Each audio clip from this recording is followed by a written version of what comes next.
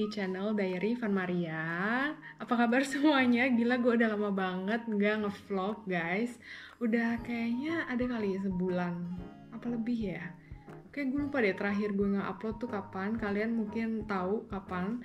Tapi kayak udah berasa lama banget gitu nggak ngevlog kayak depan kamera, ngomong depan kamera kayak gini. Karena bener-bener lagi parah sibuknya sama kerjaan. Satu, kerjaan gue tuh lagi parah banget sibuknya, kayak tiap bulan ada kali 2-3 event gitu guys. Dan kadang tuh kayak udah habis kerja capek gitu loh, kayak cuman mau rebahan aja di sofa, nggak mau ngapa-ngapain lagi. Makanya sebenarnya gue masih ada stok video yang liburan kemarin sih, tapi belum diedit karena bener-bener kayak aduh nggak ada mood sama sekali buat ngedit video. Tapi gue mau slowly reconnect lagi sama kalian. Mungkin ada beberapa kalian yang kangen sama saya. Gue lihat ada di komen nanya, kok udah lama kak nggak upload. Maafkan ya karena lagi sibuk banget, beneran parah. Dan kalaupun kayak ada waktu luang gitu weekend, kayak gue berusaha untuk connect sama teman-teman di sini guys. Biarpun dengan keterbatasan yang ada ya di Belanda. Jadi update aja sedikit untuk situasi di Belanda itu, situasi corona maksudnya makin parah. Jadi kita itu dalam fase kedua sekarang, lockdown. Dan kemarin pemerintah itu baru mengumumkan bahwa di Belanda akan diberlakukan peraturan. Jadi kalau misalnya mau keluar rumah itu cuma boleh 2 orang guys, cuma boleh 2 orang, nggak boleh bergrup lebih dari 2 orang. Terus kalau misalnya terima tamu pun harus cuma 2 orang. Jadi bener-bener kayak balik lagi ke lockdown yang pertama. Dan menurut gue kayak sekarang tuh kayak lebih strict gitu loh. Ya nggak tahu ya sampai kapan bakal kayak gini, tapi ya udahlah, kita berusaha untuk enjoy aja guys, jangan sedih-sedih, dan semoga kalian juga sehat-sehat di sana. Dan alasan yang kedua kenapa gue juga agak udah lama nggak ngevlog karena lagi sibuk bangun rumah. Jadi kalian tahu kan, kayaknya vlog terakhir gue tuh tentang beli rumah di Belanda kalau nggak salah. Itu gue ngasih lihat kalian showroom apa sih namanya, dapur, kamar mandi kayak gitu kan. Dan itu ternyata guys, kalau gue tahu bangun rumah di Belanda sesusah itu, seribet itu, gue nggak akan mau bangun rumah di Belanda. Itu bener-bener stres banget. Kita tuh, gue sama Matias yang bener-bener kayak kita tiap malam habis kerja gitu ya, kita ngeliatin majalah dari showroom atau ngitung-ngitung gitu, kira-kira kalau kita kayak gini berapa nih kira-kira harganya segala macam gitu. Jadi itu benar-benar melelahkan sekali, tapi puji Tuhan semuanya sudah kelar guys. Jadi kita udah beli apa sih namanya, dapur, dan kita juga udah beli kamar mandi. Jadi itu udah kelar. Jadi ceritanya kamar mandi dapur dulu ya. Dapur itu kita pergi ke, akhirnya kita pilih 3 showroom guys. Kita pergi ke showroom pertama itu karena kita suka sama salah satu model dapur mereka yang kayak kira-kira fit sama model yang kita mau gitu. Karena kita maunya model U gitu, pakai ada meja kecil buat bar kayak gitu. Jadi kita kesana, kita tanya kira-kira kalau misalnya mau yang kayak gitu ditambahin 2 meja kecil, 2 meja di hook gitu, kira-kira berapa harganya gitu. Dan mereka hitung-hitung harganya yang kita mau, dan mereka bilang oh itu harganya kira-kira 14.000 euro, which is kalau dirupiahin itu sekitar 100, mungkin 200 ya sekarang, 200 jutaan gitu guys, dapur doang. Dan gue yang oh my god, semahal itu kah dapur di Belanda? Karena gue pikir kayak yang oke, kita bisa kali beli dapur 8.000 gitu, 10.000, itu pun menurut gue udah mahal banget. Tapi gue mikir ke angka situ karena gue pikir ini Belanda, dan kita udah lihat showroom, dan biasa di showroom itu ada harga-harganya guys. Jadi kita kayak udah ada bayangan, oh kira-kira dapur yang kita mau tuh mungkin di harga 10.000 gitu ya. ternyata guys 14.000 dia bilang. Itu menurut kita kayak udah yang wow gitu kan. Akhirnya kita pergi ke showroom yang kedua. Dan biasanya guys kalau misalnya mau tahu harganya, mereka tuh benar-benar harus gambarin dulu kitchen yang kita mau. Kita harus pilih dulu kayunya mau yang kayak gimana, finishing kayunya mau yang kayak gimana, warna itu urusan belakangan. Terus kayak countertopnya itu kita maunya batu atau kayu, kalau batu maunya batu alam atau batu komposit, kayak gitu-gitu. Itu ribet banget ternyata. Terus akhirnya kita pergi ke toko yang kedua, dan kita kesana itu sampai 2 kali karena untuk mereka gambarin aja tuh kayak menghabiskan waktu 3 jam guys kita di sana. Akhirnya karena itu udah kemalaman gitu kan, mereka bilang balik lagi ya nanti minggu depan. Kita hitung-hitung, akhirnya kita balik lagi hitung-hitung, dan mereka mengajukan harga jeng 32.000 euro. Awesome ya. Gila, 32.000 euro guys. Itu duit dari mana? Dikira kita punya pohon nih, pohon isinya duit kali ya, bisa dipetik kayak gitu. Terus udah gitu gue yang udah ayo kabur sekarang yuk, ayo keluar dari showroom ini gitu kan. Terus mereka yang kita kemarin tuh lagi ada promo, jadi kita kesana tuh kalau nggak salah hari Minggu. Mereka bilang kita tuh kemarin Sabtu masih ada promo 50%. Sebenarnya sih cuma sampai kemarin, tapi karena kemarin promonya nggak ada yang ngambil, jadi kita bisa kasih ke kalian 50% off-nya.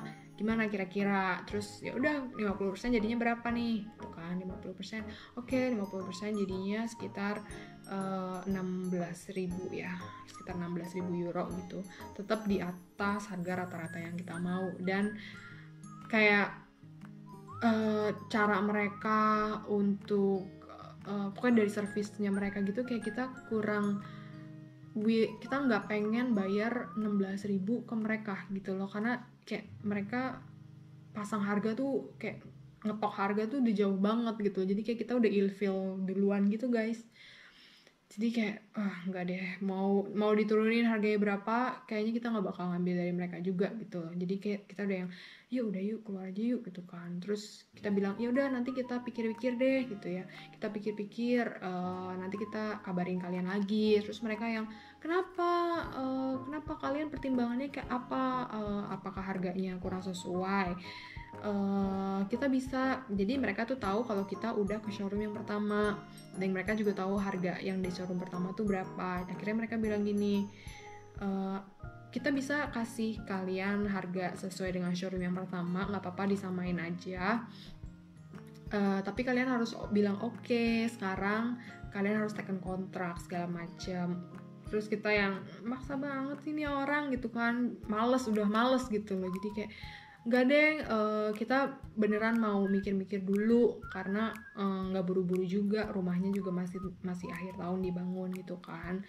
Akhirnya ya udah, mereka yang setelah lama nih guys negosiasi segala macam, akhirnya kita diperbolehkan untuk keluar dari showroom itu. Gila ya, jadi bener-bener kayak di push banget untuk kita tuh bilang oke, iya kita mau tanda tangan, kita mau beli dapur dari kalian. Itu kayak bener-bener kayak rasanya tuh kayak diginiin, tau gak sih. Terus di showroom yang ketiga kita kesana, itu gue udah impress sama terstrukturnya mereka. Jadi pas kita datang, kita langsung disuruh pilih kayu buat lemari-lemarinya, terus sama countertopnya, karena itu yang paling makan waktu gitu kan. Jadi kita datang agak lebih awal, kita langsung dipilih itu. Terus kita jalan-jalan keliling showroom. Habis itu kita udah ada ide nih mau kayak gimana dapurnya. Terus ya udah kita duduk sama desainernya gitu, kita duduk. Terus dia nggak, satu yang gue respect dari mereka adalah, yang gue suka adalah dia nggak nanya budget kalian berapa. Dimana 2 showroom yang kita udah datengin ini mereka nanya budget kita berapa, which is kita nggak mau ngasih tahu, karena menurut kita kalau kita ngasih tahu budget kita berapa, kayak mereka berusaha untuk mungkin harganya lebih murah tapi mereka naikin sesuai dengan budget yang dan kemampuan kita gitu loh. Jadi gue suka di showroom yang ketiga ini mereka nggak nanya budgetnya berapa, jadi mereka langsung jadi oke, kalian mau dapur kayak gimana, oke kita mau dapur yang kayak gini, kita kan udah ada gambarnya ya, kita mau dapur kayak gini, pakai kayunya ini, pakai countertopnya ini, dan itu kita pilih countertop dari mereka itu bukan komposit, jadi kita pilihnya keramik. Jadi di Belanda itu komposit batu, maksudnya batu komposit itu lebih murah daripada keramik dan granit dan marble gitu. Jadi kita pilih keramik. Terus keramik tapi patternnya guys, motifnya motif marmer gitu. Karena kalau beneran marble terlalu fragile. Jadi keramik tuh agak lebih kuat di sini materialnya ya. Akhirnya kita pilih keramik.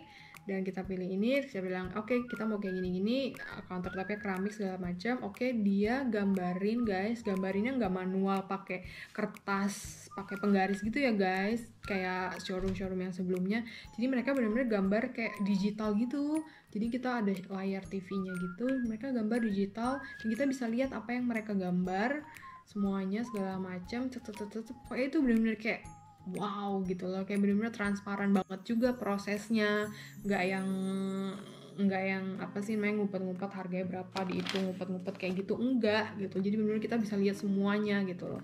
Jadi kita seneng banget dan udah kita close the deal lah sama mereka. Itulah cerita perjuangan kita mencari dapur idaman. Kita sekarang udah lega, semua udah satu persatu udah mulai kelar, dan nanti mungkin abis dari sini kita bakal ke step selanjutnya, yaitu pilih lantai sama pilih tembok, warna tembok mau kayak gimana, terus sama furniture, taman lagi belum, ini banyak guys, banyak banget ternyata PR-nya. Jadi begitu ceritanya. Itulah kenapa gue menghilang selama ini, karena terlalu penuh di sini guys, di otak terlalu penuh sama semua hal.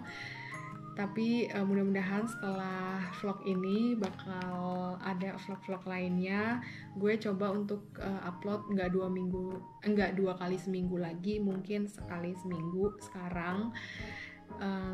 Dan coba kalian komen juga di bawah kalian mau gue ngevlog soal apa. Oh ya, terus satu lagi, terima kasih banyak buat temen-temen yang udah subscribe di channel Diary Van Maria ini. Gue gak nyangka banget, awalnya tuh kayak cuman iseng-iseng gitu ngevlog karena lagi lockdown, tiba-tiba kayak harus di rumah, tapi kerjaan kayak belum sesibuk sekarang, jadi kayak banyak waktu kosong daripada dipakai buat rebahan, makanya gue pakai buat ngevlog.